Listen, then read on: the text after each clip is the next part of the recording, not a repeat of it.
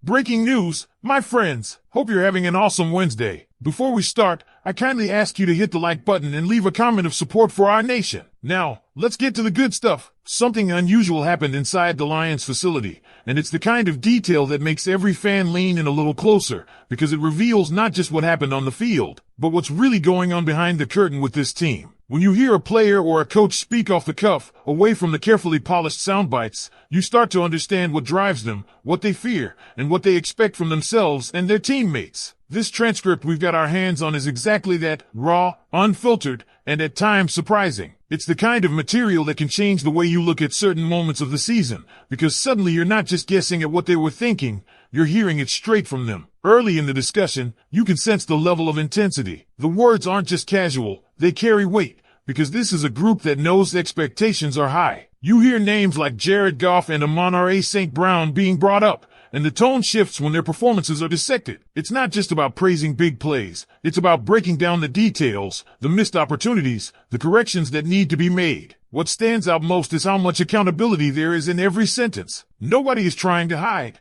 Nobody is passing the blame. Instead, it feels like everyone in the room is pulling the rope in the same direction, even when the criticism stings. At one point, the conversation zeroes in on the offense's rhythm, and you can feel how frustrating it is for them when drives stall. Goff's name comes up multiple times, not as a target of frustration but as the key to unlocking consistency. They talk about his decision-making, his ability to read defenses pre-snap, and the importance of keeping the tempo alive. St. Brown is praised for his relentless effort and reliability, and yet even with him, the dialogue makes it clear there's always another gear, always something left to sharpen. For fans, it's fascinating to realize that the same plays we cheer for on Sundays are being taken apart piece by piece behind closed doors. Then there's the defense, and this part is gripping. Names like Aiden Hutchinson and Alim McNeill surface, and you can tell the standard is sky high. Hutchinson's motor is never questioned, but the transcript shows that he's being pushed to refine his technique, to turn pressures into sacks, to turn effort into results that swing games. McNeill gets recognition for his physical presence, especially in the trenches,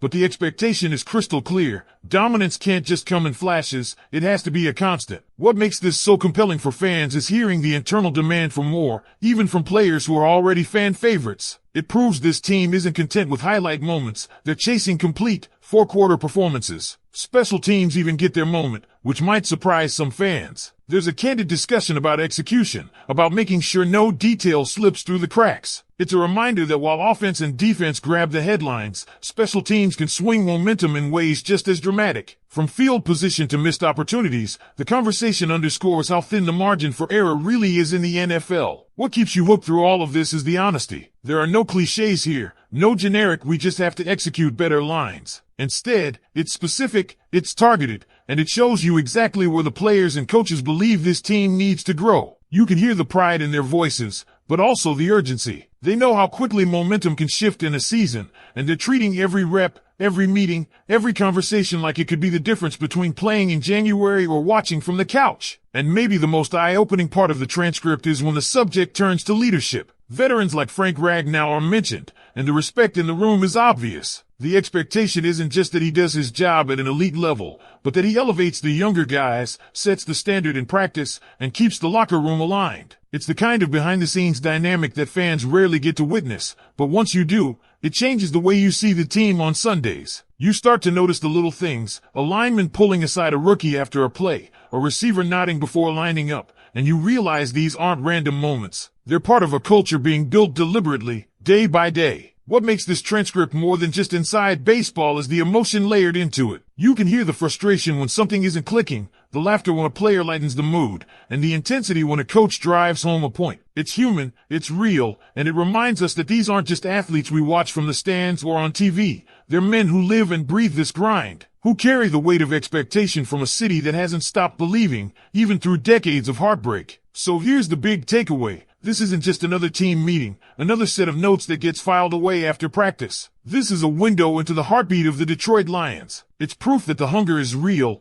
the accountability is unshakable, and the ceiling might be higher than some even dare to imagine. The transcript doesn't promise wins, it doesn't guarantee playoff runs, but it does reveal a team that refuses to settle for less than its best. And now, I want to hear from you. After hearing this glimpse behind the scenes, what do you think it says about where this team is headed? Do you see the same hunger that they're talking about? Do you believe this level of accountability is what can finally push the Lions over the hump? Drop your thoughts, because this conversation doesn't stop here, it's just getting started. Something clicked the moment the Bears and Vikings game ended, and if you're a Lions fan, you probably felt it too. Watching Chicago stumble on Monday night wasn't just entertaining, it was revealing. It showed weaknesses, it exposed flaws, and it opened a door for Detroit that feels too good to ignore. The conversation in the transcript starts by painting that picture clearly: misery loves company. The Lions had their own embarrassing setback against Green Bay, but seeing the Bears collapse at home reminded everyone that Detroit isn't alone in trying to fix things fast. And the most exciting part? The Lions might be in the perfect position to rebound. The breakdown of Chicago's performance is sharp and honest. The Bears jumped out strong, even scoring a pick six early,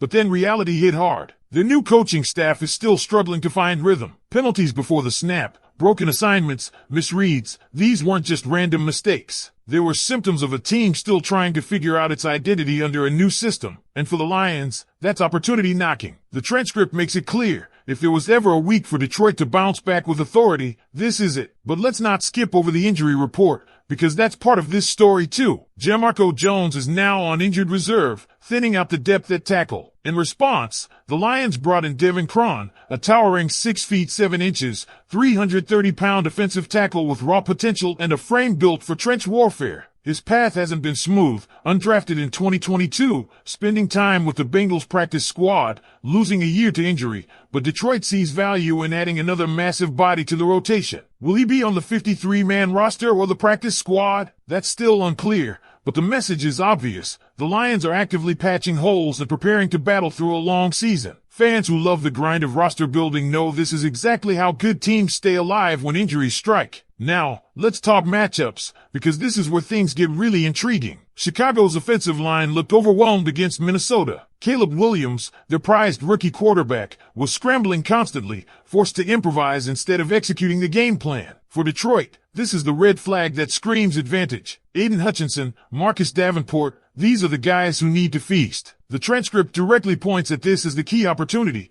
Take advantage of a weak offensive line and turn pressure into chaos. That's the formula. And let's not forget, Caleb Williams is still learning. His stat line looked serviceable, 210 yards, 1 touchdown, but the tape told a different story. He missed open receivers, leaned too heavily on checkdowns, and showed he's not yet processing defenses at full speed. That's where Kirby Joseph and Brian Branch come into play. Interceptions, tipped balls, turnovers, that's on the table if Detroit forces Williams into uncomfortable reads. The Bears' run game? Practically non-existent against the Vikings. Even DeAndre Swift, who knows how to make plays out of nothing, was bottled up. That means Chicago is leaning too much on the passing game, and when an offense becomes one-dimensional, defenses like Detroit's lick their chops. Stop the run, collapse the pocket, and suddenly, every drive feels like a coin flip. The Lions' defensive line has the chance to dictate the game in a way that fans haven't seen since last season's high points. There's another layer to this story that fans won't want to overlook. Ben Johnson. Yes, the same Ben Johnson who once orchestrated Detroit's offense is now in Chicago,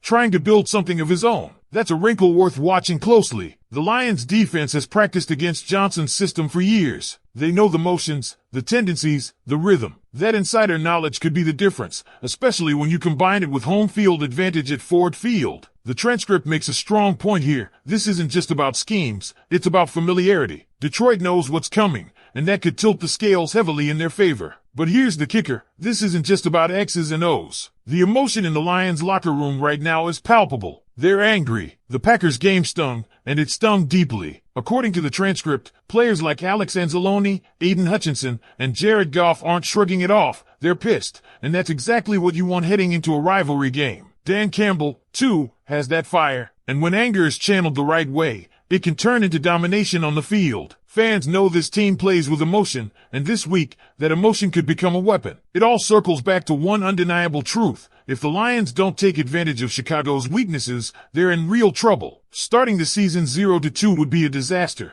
but week 2 is set up as a golden opportunity to reset the narrative. That's why this game feels like more than just another divisional matchup. It's a litmus test. Are the Lions the team that stumbled clumsily against Green Bay, or are they the team that takes out their frustration on a vulnerable Chicago squad? The answer will tell us a lot about where this season is heading. So I'll leave it here. Everything is on the table. The Bears are reeling. The Lions are angry, and Ford Field is about to roar. But what do you think, Lions fans? Do you believe this is the week Detroit gets back on track? Do you trust the defense to rattle Caleb Williams and force turnovers? Or are you nervous that the same issues from Green Bay could show up again? Drop your thoughts below, because this isn't just analysis, it's the pulse of a fan base that's ready to explode one way or another. But here's the kicker, this isn't just about X's and O's. The emotion in the Lions locker room right now is palpable. They're angry. The Packers game stung, and it stung deeply. According to the transcript, players like Alex Anzalone, Aiden Hutchinson, and Jared Goff aren't shrugging it off. They're pissed,